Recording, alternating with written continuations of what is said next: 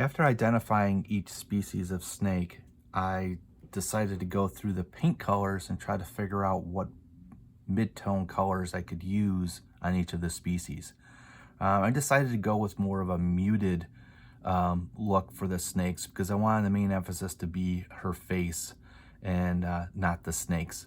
So the snakes can get kind of crazy with patterns and colors and such, but I think I'm going to go more with a muted uh, greens, grays, and tans and beiges kind of look, just to kind of keep it kind of cohesive.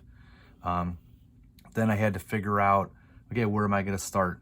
So I decided I'm going to start with the python, and I'm going to use a base coat of the Rotted Flesh 160. And I'm just going to use a round brush and just hand apply it. And I think I'm going to focus on one species at a time just to try to keep everything cohesive with that look of that specific species, so that the patterning that I do put on, which will be minimal, will kind of match.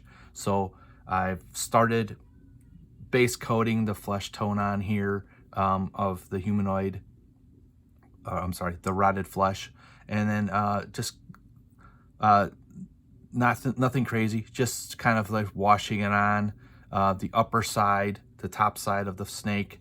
The bellies seem to be, from the reference, more of a whitish tannish color, so I'm going to apply that next.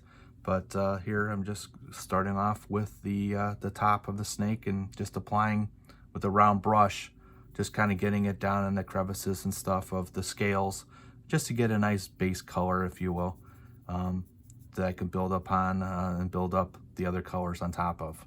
I'm also going to, which I've already started, I'm going to go in on the main part, the mass of the snakes, go in and do the same thing for each of the ones that I've identified as also being pythons.